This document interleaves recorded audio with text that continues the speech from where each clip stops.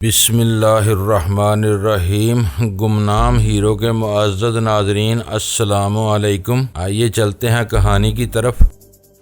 Insurance والوں سے ملنے گیا تھا، مجھے ان فائلوں کی فوری ضرورت ہے جو تمہیں تجوری سے ملی ہوں گی۔ چیک بکس کی بھی ضرورت پیش آئے گی۔ مصیبت کو نہ بتانا کہ یہ چیزیں آگ سے محفوظ ہیں۔ میں پہلے ہی کہہ چکا ہوں کہ جب چاہو اپنی امانتیں واپس لے جا سکتے ہو۔ دوسری بات یہ کہ میں سلمہ کو تجوری خالی کرنے کے بارے میں بتا چکا ہوں، وہ میری رقم کے بارے میں فکر مند تھی۔ تم میرے گھر کے مربی تو نہیں ہو، سارے معاملات کا حل تمہارے پاس ہو۔ میری بات سنتے ہی وہ بگڑ گیا۔ تمہیں اسے یہ سب بتانے کی کیا ضرورت تھی؟ تم آسانی سے اسے ٹال سکتے تھے۔ اب تو تیر کمان سے نکل چکا ہے، مجھے سولی چڑھا دو۔ میں نے برہمی دکھانے کی بجائے سکون سے کہا، میں اف بھی نہیں کروں گا۔ پتہ بتاؤ، میں صبح فائلیں لینے آؤں گا۔ اس کی آواز اکھڑی ہوئی تھی۔ مجھ سے پتہ سننے کے بعد اس نے رسمی کلمات ادا کیے بغیر ہی فون بند کر دیا۔ اس دوران میں غزالہ اول خان سے اس کے بیوی بچوں کے بارے میں باتیں کرتی رہی تھی۔ ان میں سے کسی نے بھی جہانگیر کے فون کے بارے میں سوال کرنے کی کوشش نہیں کی۔ میرے فارغ ہوتے ہی اول خان واپسی کے لیے اٹھ گیا۔ ویرا کے بارے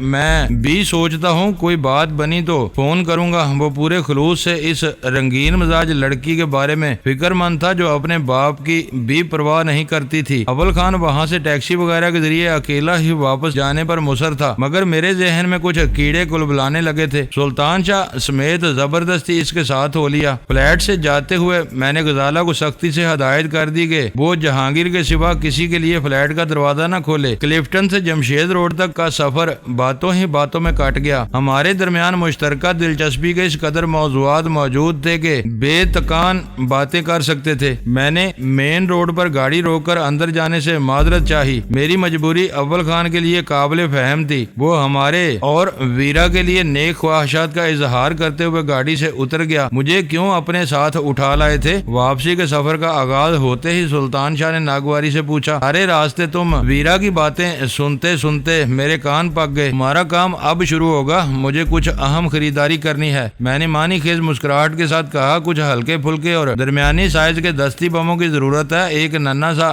ٹائمر وغیرہ بھی لینا ہے۔ اول خان ٹھیک ہی کہہ رہا تھا کہ تم کوئی بات چھپا رہے ہو۔ کیا منصوبے ہیں تمہارے؟ اس نے مجھے گھور کر چبھتے ہوئے لہجے میں سوال کیا۔ ابھی میرا ذہن بھی صاف نہیں ہے، یہ سامان جمع کرنے کے بعد یکسوئی سے کچھ سوچوں گا۔ اس سامان کی ضرورت پیش نہ آئی تو اسے کہیں بھی ضائع کیا جا سکے گا، میں نے سنجیدگی سے کہا۔ ہتھیار پٹھان کا زیور ہوتے ہیں، اس کا بس چلے تو وہ ہتھیار ہی کھا کر زندہ رہنے کی کوشش کرے، مگر یہ ممکن نہیں ہے۔ کراچی میں ہزاروں پٹھان ہتھیار نہیں، ہتھیاروں کی روزی کھاتے ہیں۔ وہ مجھ سے زیادہ سنجیدہ ہو کر کہنے لگا، پٹھان سرحد کے آر پر رہتے ہیں، ان میں پاکستانیوں کے ساتھ افغان بھی ہیں۔ میں افغانیوں سے پورا توپ خانہ خرید سکتا ہوں، مگر مجھے تمہارے منصوبوں کا علم ہونا چاہیے۔ تم مجھ سے اسی طرح رازداری برتتے رہے تو میرا دماغ خراب ہو سکتا ہے، میں اپنی الگ راہ بھی نکال سکتا ہوں۔ ابھی مجھے خود نہیں معلوم کہ میں کیا کرنا چاہتا ہوں، میں تمہیں کیا بتاؤں؟ جو برا بلا سوچ رہے ہو وہی بتا دو، مجھے اطمینان ہو جائے گا۔ فی الحال منصوبے کے خد و خال واضح نہیں ہوئے ہیں۔ میں نے اس کی ضد کے سامنے ہتھیار ڈالتے ہوئے کہا، میرا ارادہ ہے کہ ہتھیاروں سے پوری طرح لیس ہو کر ایلن کے ٹھکانے پر جا کر اسے للکاروں اور اس پر دباؤ ڈال کر ویرا کو واپس لانے کی کوشش کروں۔ ویرا؟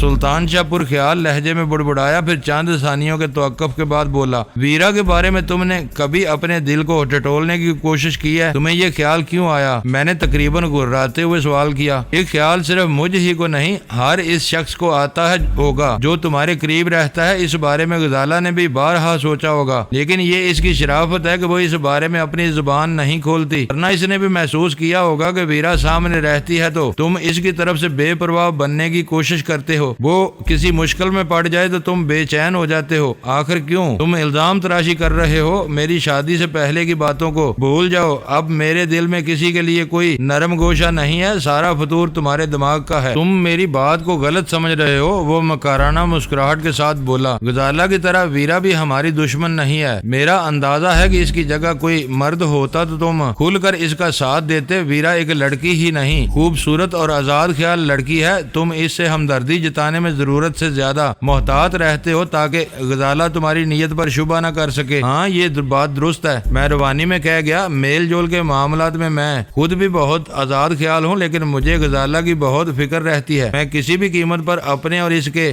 درمیان شکوک و شبہات پیدا نہیں کرنا چاہتا۔ میرے جواب پر اس کا چہرہ دمک اٹھا اور وہ خوش ہوتے ہوئے بولا، میرے دونوں سوالات کا ایک ہی مفہوم تھا۔ پہلی بار تم منکر ہو گئے، دوسری بار وہی سوال گھما کر کیا گیا تو تم نے اعتراف کر لیا۔ میں غزالہ کا مخبر نہیں، آخر تم میرے سامنے مان کیوں نہیں لیتے کہ تم ویرا کو پسند کرتے ہو، اس کے لیے فکر مند رہتے ہو اور اسے ہر مصیبت سے محفوظ دیکھنا چاہتے ہو؟ ان سب باتوں کا پسندیدگی سے کوئی تعلق نہیں ہے، میں نے خشک لہجے میں کہا۔ میں تو تمہارے لیے بھی بہت فکر مند رہتا ہوں، اس کا یہ مطلب نہیں نکالا جا سکتا کہ میں تم سے عشق کرتا ہوں۔ میں نے ابھی تک عشق کا لفظ استعمال نہیں کیا، اس نے احتجاج کیا۔ بات صرف پسند اور ناپسند تک ہی محدود تھی، تم اسے گھمانے کی کوشش کر رہے ہو۔ زیادہ چلاک بننے کی کوشش مت کرو، مجھے معلوم ہے تم کیا ثابت کرنا چاہ رہے ہو۔ میں کچھ بھی ثابت نہیں کرنا چاہ رہا، وہ اطمینان سے بولا۔ تم یقیناً غزالہ سے عشق کرتے ہو، اسے اپنے دل کی گہرائیوں سے چاہتے ہو، لیکن اس کے بعد ویرا کا نمبر آتا ہے۔ آج تمہیں کسی طرح دوسری شادی رچانے کی ضرورت پیش آ جائے تو تمہارے سامنے صرف ویرا کا نام ہوگا۔ بکواس بند کرو، میں بگڑ کے بولا۔ تمہیں آج تک یہی معلوم نہیں ہو سکا کہ بیوی اور دوست میں کیا فرق ہوتا ہے؟ ویرا دوست بلکہ بہترین دوست بھی بن سکتی ہے، لیکن اسے کوئی ایسا ہی آدمی اپنی بیوی بنا سکتا ہے جس کا خون برف کی طرح ٹھنڈا ہو۔ وہ تو اپنی خوشی کے اظہار کے لیے بھی کسی اجنبی مگر خوبرو مرد سے گلے ملنے میں کوئی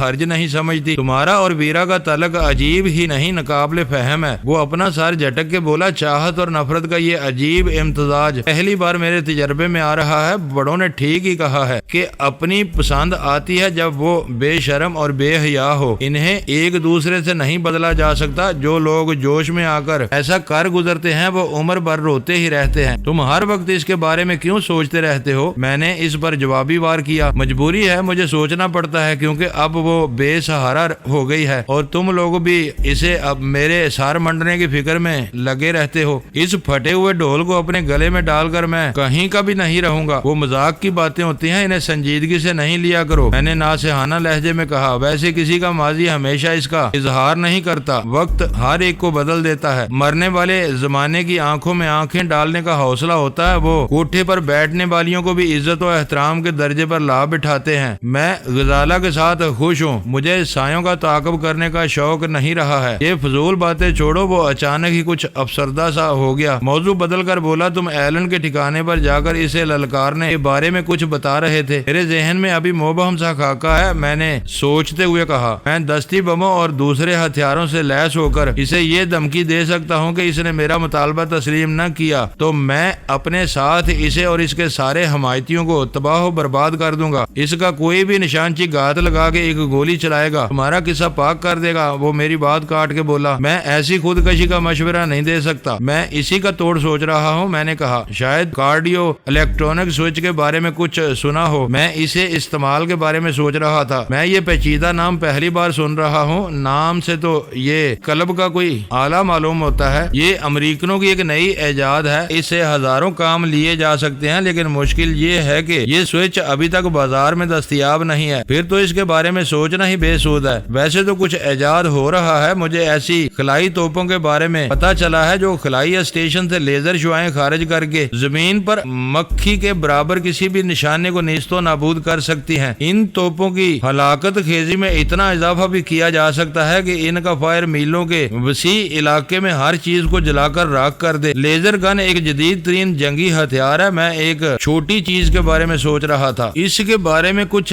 جانے بغیر میں کیا کہہ سکتا ہوں؟ سلطان شاہ نے شانے اچکا کے کہا، یہ ایک جادوئی سوچ ہے جس کا تعلق انسانی دل کی دھڑکنوں سے ہوتا ہے۔ میں نے اسے بتانا شروع کیا، اس چپٹی سی ڈبیا کو پٹیوں کے ذریعے کسی بھی شخص کے بازو پر باندھا جا سکتا ہے، یا جہاں تک اس شخص کا دل دھڑکتا رہے گا یہ سوئچ اپنی اصل حالت میں بند یا کھلا رہے گا۔ کسی بھی وجہ سے اسی شخص کے دل کی دھڑکنیں بند ہو جائیں تو صرف 1.5 سیکنڈ کی مدت میں یہ سوئچ آن یا آف حالت میں آ جاتا ہے۔ اس کا ایک اور سرکٹ سے لاسلکی تعلق ہوتا ہے۔ سوئچ کے فعال ہوتے ہی وہ سرکٹ اپنا کام کرنے لگتا ہے۔ اسے میزائل سے مربوط کر دیا جائے تو میزائل فائر ہو جائے، ڈائنامائٹ سے جوڑ دیا جائے تو وہ پھٹ جائے گا۔ شاید تم یہ کہنا چاہ رہے ہو کہ کارڈیو الیکٹرونک سوئچ کے ذریعے کسی بھی نظام کی سلامتی یا کارکردگی کو اس شخص کی زندگی سے مشروط کیا جا سکتا ہے جس کے سینے پر وہ سوئچ بندھا ہوا ہو۔ تم بالکل ٹھیک سمجھے، میں نے خوش ہوتے ہوئے کہا۔ تم اس سوئچ کی بہترین اور جامع تعریف بیان کی ہے۔ اس شخص کی دل کی دھڑکنیں بند ہوتے ہی بہت کچھ تباہ ہو سکتا ہے۔ چلتا ہوا دل بند ہو سکتا ہے یا کوئی بھی بند سسٹم اچانک فعال ہو سکتا ہے۔ یہ امریکہ کے صدر کے سینے پر بندھا ہوا ہو اور اسے پینٹاگون سپر کمپیوٹر سے جوڑ دیا گیا ہو تو امریکہ کے صدر پر کامیاب قاتلانہ حملہ ہوتے ہی مخالف بلاک کے سینکڑوں فوجی اور شہری مراکز ناقابل تصور تباہی نازل ہو سکتی ہے، حتیٰ کہ بھیانک خلائی حملے کا خطرہ ہو سکتا ہے۔ تمہاری بات ناقابل فہم ہے، مگر اس میں ایک بہت بڑی خرابی ہے، وہ سوچتے ہوئے بولا۔ ایک عام اور صحت مند آدمی کا دل ایک بار میں تقریباً 72 بار دھڑکتا ہے۔ اس کے لیے تو یہ سوچ صحیح رہے گا۔ کسی وجہ سے کسی شخص دل کی دھڑکن 40 فی منٹ برابر بھی کم ہوئی تو یہ سوچ چل پڑے گا، کیونکہ اس کے سوچنے صرف 1.5 سیکنڈ ہے۔ اس کے نزدیک ہر وہ دل بے جان ہوگا جو 1 منٹ میں 40 مرتبہ سے کم دھڑک رہا ہو۔ مجھے خوشی ہوئی کہ سلطان شاہ نے تعلیم یافتہ نہ ہونے کے باوجود حیرت ناک صورت سے ایک ایسا نتیجہ اخذ کر لیا تھا جو میرے ذہن میں بھی نہیں آ سکا تھا۔ میں نے تعریفی لہجے میں کہا، تمہارا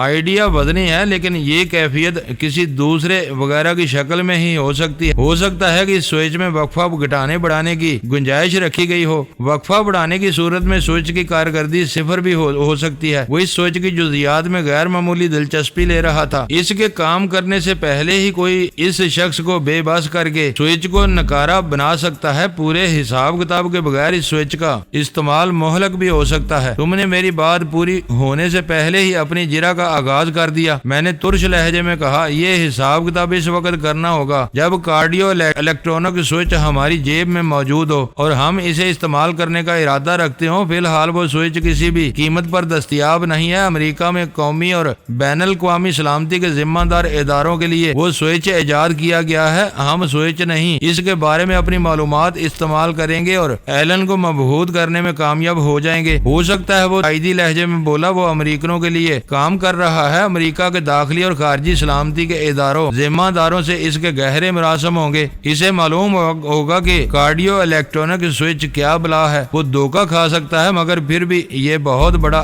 خطرہ ہوگا جو تم مول لوگے۔ وہ مول لینا ہی پڑے گا، میں نے فیصلہ کن لہجے میں کہا۔ میرے سامنے 2 مقاصد ہیں، ویرا کی بازیابی اور ایلن کی بے کنی۔ اگر اسے ڈھیل دے کر پنپنے کا موقع دیا گیا تو وہ تیزی سے طاقت پکڑتا چلا جائے گا اور پھر کوئی اسے لگام نہیں دے سکے گا۔ مجھے اب بھی شبہ ہے کہ یہ ساری منصوبہ بندی ایلن کے دماغ کی پیداوار ہے۔ چیخا سرائے سے پشاور تک کے سفر میں تم بھی دیکھ چکے ہو کہ وہ کتنے پانی میں ہے۔ میرا خیال ہے کوئی بڑا دماغ اس کی مدد کر رہا ہے۔ ایلن کے لیے یہ ناممکن تھا کہ وہ قلیل سی مدت میں مقامیوں کے ساتھ ہی متعدد پیشہ ور سفید فاموں کو اپنے گرد جمع کر لیتا۔ پھر وہاں کب چھاپا مارنے کا ارادہ ہے وہ میرا ہم خیال ہو چکا تھا۔ جلد از جلد مگر پوری تیاری کے بعد، میں نے ٹھوس لہجے میں کہا، غزالہ کو میرے اس منصوبے کی ہوا بھی نہیں لگنی چاہیے۔ اسے سمجھانا میرے بس سے باہر ہے۔ وہ اس پوری مہم کو کھلی خودکشی قرار دے کر میری مخالفت پر تل جائے گی۔ وہ بے ساختہ ہنس پڑا۔ میں سمجھتا ہوں وہ تمہاری بیوی ہونے کے ساتھ میری منہ بولی بہن بھی ہے، تو پھر سہراب گوٹ کی طرف چلا جائے۔ میں نے گاڑی کی رفتار کم کر کے پوچھا۔ وہ کیوں؟ قدرے حیرت سے اس کی تیوریاں قدرے چڑھ گئیں۔ بارودی شعبدوں کے لیے مجھے اسی ایک ٹھکانے کا علم ہے۔ میں نے کہا، چلو ادھر ہی چلتے ہیں۔ اس نے سوچتے ہوئے کہا، کراچی میں ہتھیاروں کی خرید و فروخت کے کافی اڈے ہیں، لیکن معلومات اور رابطوں کے بغیر ایک گولی بھی خریدنا مشکل ہے۔ پلازا کے ایک مشہور شاپنگ سینٹر میں خائستہ گل کراکری کی ایک دکان چلاتا ہے، لیکن درپردہ ٹینکوں، بختر بند گاڑیوں اور آرمڈ پرسونیل تک کے سودے کرتا ہے۔ ہلکے بھاری ہتھیاروں اور ان کے ایمونیشن تو ریوڑیوں کی طرح بکتے ہیں۔ ٹینک اور دوسری بھاری گاڑیاں تو باہر ہی جاتی ہوں گی۔ باہر کہاں جائیں گی؟ میری کج فہمی پر وہ ہنس پڑا۔ افغانستان میں کون سی بندرگاہ ہے جو کام آئے گی؟ ہوائی جہاز سے ان کا کرایہ اصل سودے سے مہنگا پڑتا ہے۔ سارے مال کی کھپت یہیں ہوتی ہے۔ ہتھیاروں کی بات تو سمجھ میں آتی ہے، لیکن اس قدر بھاری ساز و سامان کون خریدتا ہوگا؟ فوج کی ضروریات سے جو کچھ بچتا ہے وہ پولیس کا محکمہ خرید لیتا ہے۔ 50 لاکھ قیمت والی بختر بند گاڑی 3-4 لاکھ میں ملنے لگے تو کون دوسری غیر محفوظ گاڑیوں میں دھکے کھانا پسند کرے گا؟ میں نے پولیس والوں کی ایسی گاڑیاں استعمال کرتے ہوئے نہیں دیکھا۔ یہ ان کی بدقسمتی ہے، ملکیت ان کی ہوتی ہے، استعمال دوسرے کرتے ہیں۔ یہ دن رات جو گاڑیاں باندھ باندھ کے وحشتناک سائرن بجاتی دوڑتی پھرتی ہیں، افغانستان ہی سے چمن اور تورخم کے راستے آئی ہیں۔ سرحد کے علاقوں میں پولیس والے ان ہی گاڑیوں میں گشت کرتے ہیں۔ اس دوران میں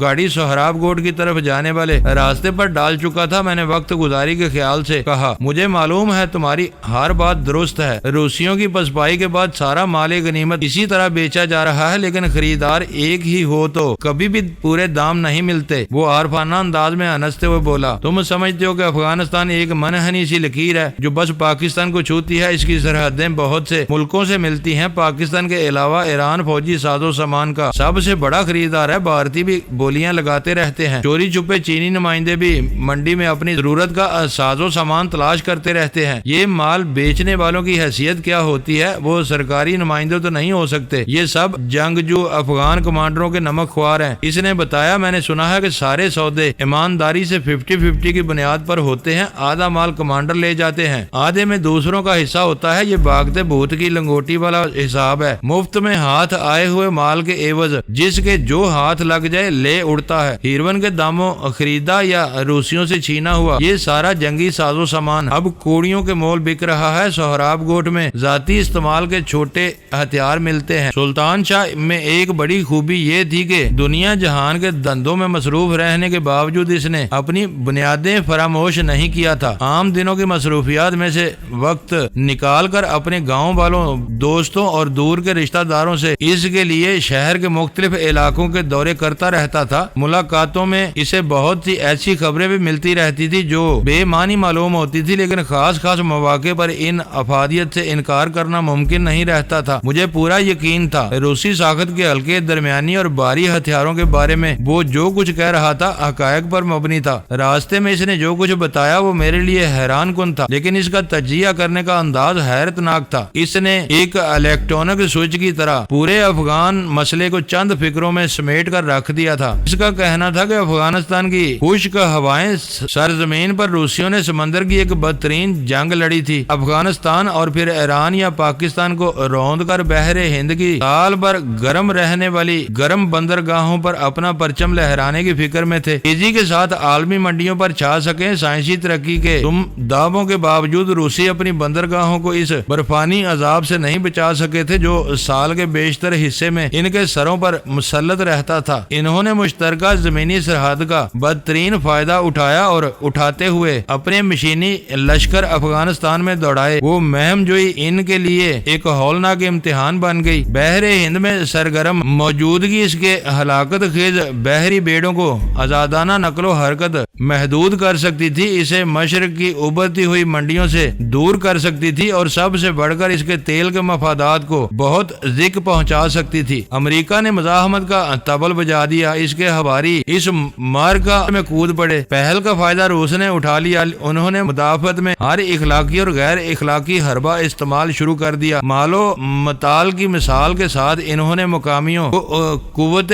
خرید میں فوری اور بھرپور اضافہ کرنے کے لیے انہیں ہر طرح کی تیاری کی ترغیب اور تربیت دی۔ افغان ان کی توقع سے بہت ہوشیار ثابت ہوئے، انہوں نے دیکھتے ہی دیکھتے ہیروئن کے اس قدر قوت حاصل کر لی کہ انہیں کنٹرول کرنا مشکل ہو گیا۔ اس فوجی توازن کا نتیجہ یہ نکلا کہ روسی اپنے زخموں کو چاٹتے ہوئے پسپا ہو گئے، لیکن امریکنوں کو ان کی جگہ لینے کا متوقع موقع نہیں مل سکا۔ انہوں نے بد دل ہو کر اپنا ہاتھ کھینچ لیا اور افغانستان والے افغان گروہ مزید بے لگام ہوتے چلے گئے۔ دشمن کی اس کے بعد میدان خالی پا کر ان کے حوصلے بڑھ گئے، مارا ماری ہو رہی اور پھر انہوں نے اپنے فاضل جنگی ذخائر اپنے شرائط پر فروخت کرنے شروع کر دیے۔ پانی ہمیشہ بلندی سے نشیب کی طرف جاتا ہے۔ کراچی کی معرفت ہیروئن کی سمگلنگ کے سلسلے پہلے سے قائم تھے۔ ہتھیاروں کی باری آئی تو وہ بھی کراچی کی چور منڈیوں میں پہنچ گئے۔ بیچنے والوں کو خریداروں کا علم تھا، خریدار بیچنے والوں کے ٹھکانوں سے باخبر تھے۔ عام شہری مکمل بے خبری کے عالم میں تھا۔ ایک زمانے میں سہراب گوٹ میں بڑا بازار قائم تھا جہاں باندھ باندھ کے غیر ملکی کپڑے، کراکری اور دوسری اشیاء کے ڈھیر لگے رہتے تھے، اور شہر کے ہر طبقے کی خواتین کی بھاری تعداد خریداری کے لیے اس تنگ اور نیم پختہ بازار میں سرگرداں نظر آتی تھی، اور کچے میدان میں ہر ماڈل کی گاڑیاں کھڑی ہوئی نظر آتی تھی جن پر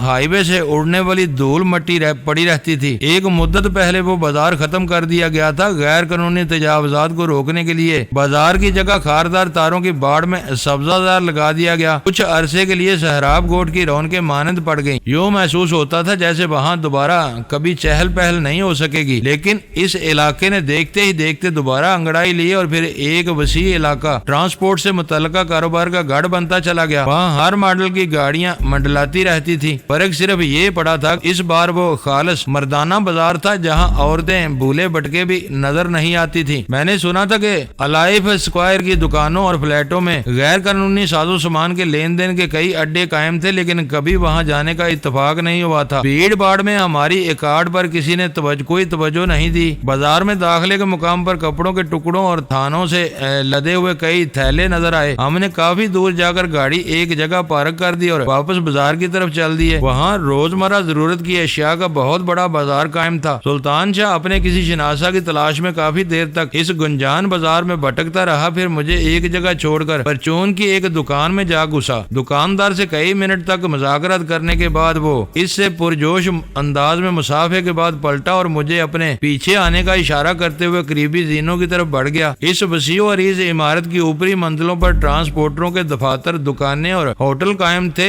سلطان شاہ فلیٹوں کے سامنے والی راہداری طے کرتا ہوا ایک ایسے دروازے کے سامنے رک گیا جس پر آزاد مون لائٹ ہوٹل کا بورڈ لگا ہوا تھا۔ فلیٹ کا بیرونی کمرہ کسی سستے ہوٹل کا سما پیش کر رہا تھا۔ وہاں دیواروں کے ساتھ لمبی لمبی چوبی بینچیں پڑی ہوئی تھیں جن پر چند گاہک براجمان تھے۔ کاؤنٹر پر دہکتے ہوئے چولہے پر چائے کا پانی ابل رہا تھا۔ اندرونی کمروں میں پڑی ہوئی متعدد چارپائیاں کسی سرائے کا سما پیدا کر رہی تھی۔ سلطان شاہ نے کاؤنٹر والے کو تپاک سے سلام کر کے اپنی مادری زبان میں گفتگو کی ابتدا کی۔ چند ثانیوں تک وہ دونوں جوش و خروش سے باتیں کرتے رہے۔ اس دوران میں کاؤنٹر والا بار بار میری طرف دیکھتا جا رہا تھا، پھر وہ کاؤنٹر کے پیچھے سے باہر نکل آیا۔ اس نے مجھ سے بھی ہاتھ ملایا اور ہم دونوں کو ساتھ لے کر اوپری منزل کی طرف چل دیا۔ اس بار ہم جس فلیٹ میں پہنچے وہاں صرف میز اور چند پرانے صوفے پڑے ہوئے تھے۔ میرا اندازہ تھا وہ فلیٹ آزاد مون لائٹ ہوٹل کے عین اوپر واقع تھا۔ ہماری آوازیں سن کر اندر سے ایک قد آور اور باروب شخص باہر آ گیا۔ ہمارے لانے والے نے اس سے کچھ کہا اور فوراً ہی وہاں سے واپس چلا گیا۔ اس شخص نے ہم دونوں کو بیٹھنے کا اشارہ کیا اور خود بھی جم کر بیٹھ گیا۔ سلطان شاہ نے اپنی مادری زبان میں چند فکرے ادا کرنے کے بعد اردو میں بات شروع کر دی۔ ہمیں ہلکی ساخت کے کچھ دستی بم وغیرہ درکار ہیں،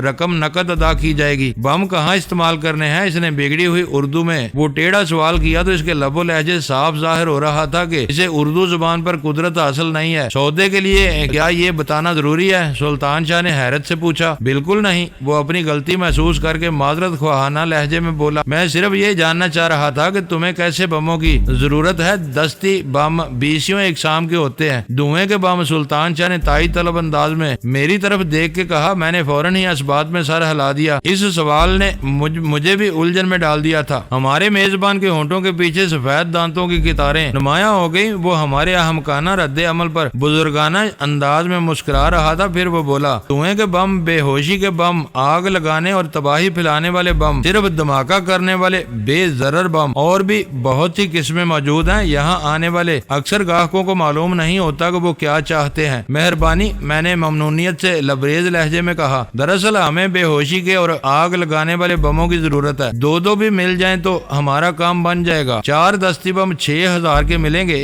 اس نے لمحہ بھر سوچنے کے بعد کہا، لے آؤ۔ میں نے جیب میں ہاتھ ڈالتے ہوئے کہا، ہم مول تول نہیں کریں گے، زیادہ مال لوگے تو رعایت ہو جائے گی، درجن کے دام دوسرے ہوں گے۔ وہ بولا۔ میں پیسے گننے میں مصروف ہو گیا تھا۔ سلطان شاہ تحیر زدہ آواز میں بولا، تم اتنی بے خوفی سے یہ دھندا کر رہے ہو جیسے مونگ پھلیاں بیچ رہے ہو۔ تمہیں پولیس وغیرہ سے خوف نہیں آتا؟ کسی وقت ان کے مخبر بھیس بدل کر تمہارے پاس آ سکتے ہیں۔ غلط آدمی یہاں قدم ہی نہیں رکھ سکتا۔ وہ بڑے اعتماد سے بولا، تم 2 چھلنیوں سے گزر کر یہاں تک پہنچے ہو۔ جب تم پرچون کی دکان پر پوچھ گچھ کر رہے تھے تو ایک بچے نے مجھے خبر پہنچا دی تھی کہ کالی ایکارڈ میں آنے والے 2 شہری بارود کے کسی سوداگر کی تلاش میں بھٹک رہے ہیں۔ چاہو تو میں تمہاری گاڑی کا نمبر بھی بتا سکتا ہوں۔ دکان والا چاہتا یا تم سے مطمئن ہوتا تو تم کو سیدھا میرے پاس بھی بھیج سکتا تھا، لیکن اس نے تمہیں میرے ہوٹل بھیج دیا۔ میں نے خبر ملتے ہی ہوٹل والے کو پیغام دے دیا تھا کہ گاہکوں کو میرے پاس بھیج دیا جائے۔ میری مرضی نہ ہوتی تو تم یہاں آ ہی نہیں سکتے تھے۔ اس کی زبان سے کالی ایکارڈ کا ذکر سن کر میں حیران رہ گیا اور پوچھ بیٹھا، کیا تمہارے آدمی آدمی یہاں آنے والی ہر گاڑی کی نگرانی کرتے ہیں؟ مجبوری ہے، وہ سادگی سے بولا، ہمارا کام ہی ایسا ہے کہ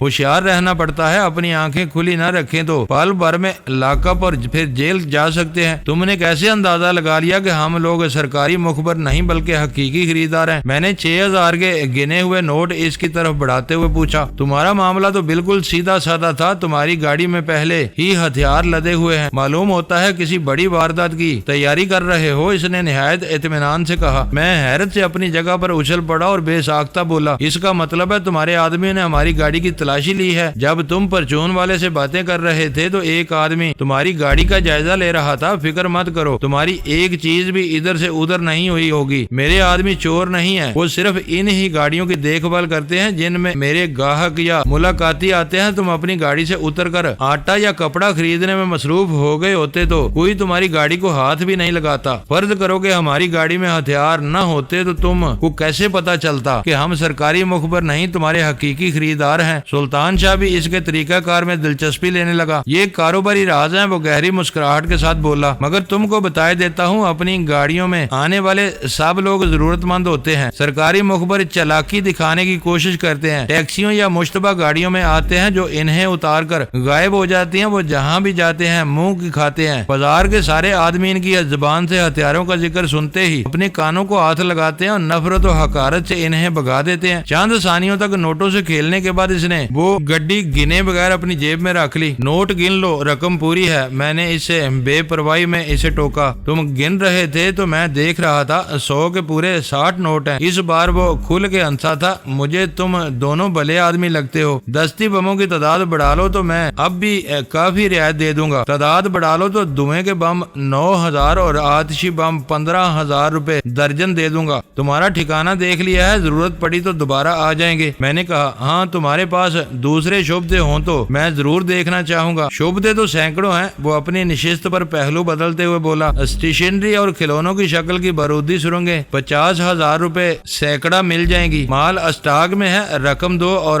مال لے لو۔ ان میں ہلاک کرنے والی بارودی سرنگیں بھی ہیں اور خوف زدہ کرنے والی بھی، جو زوردار دھماکے سے پھٹتی ہیں مگر تباہی نہیں پھیلاتی۔ ہر چیز کی گارنٹی ہوگی، کام نہ کرے تو پیسے واپس۔ اپنے یہ شبدے دکھا سکتے ہو؟ میں نے دلچسپی لیتے ہوئے پوچھا۔ بیکار ہوگا، دیکھنے میں یہ سب بے ضرر چیزیں ہیں، ان کی اصلیت کا پتہ پھٹنے پر چلتا ہے۔ یہ نازک حربے اپنی اوریجنل پیکنگ میں ہیں، ہم خود بھی ان سے زیادہ چھیڑ چھاڑ نہیں کرتے۔ سلطان شاہ کے اما پر میں نے اپنی مطلوبہ اشیاء کی فہرست میں اضافہ کر دیا اور ہماری اس مہلک خریداری کی مالیت میں 20,000 روپے سے بھی تجاوز کر گئی۔ اس نے اپنا نام عبدالرشید محمد بتایا تھا تو مجھے خاصی حیرت ہوئی۔ میرا اندازہ تھا کہ اس کے کاروبار کی طرح اس کا نام بھی خاصا پیچیدہ ہوگا۔ سودا طے ہو جانے کے بعد وہ نکاسی کے راستے سے باہر چلا گیا۔ میں نے باقیہ رقم گن کر اس کے حوالے کر دی تھی۔ اس کے جاتے ہی 10-12 سال کا ایک سرخ و سفید افغان بچہ ہم دونوں کے لیے کھولتی ہوئی چائے سے بری ہوئی نیلی تام چینی کی چینک اور 2 پیالیاں لے آیا۔ میں نے اس بچے سے بات کرنے کی کوشش کی مگر وہ میری کسی بات کا جواب دیے بغیر شرمیلے انداز میں مسکراتا رہا۔ شاید وہ اردو سمجھنے سے قاصر تھا۔ میں نے پیالی میں چائے اونڈیل کر اپنے لیے سگریٹ سلگا لی۔ معزز ناظرین، لائک کریں، شیئر کریں اور کمنٹس باکس میں پاک آرمی زندہ باد، پاکستان پائندہ باد کا نعرہ ضرور درج کر کے اپنے ملک پر فخر کریں اور پاکستان کی بنیادیں مضبوط کرنے میں اپنا کردار ادا کریں۔ ویڈیو دیکھنے کا شکریہ۔ معزز ناظرین، اپنا خیال رکھیے گا اور ہمارے چینل کا بھی۔ ISI پاک آرمی زندہ باد، پاکستان پائندہ باد۔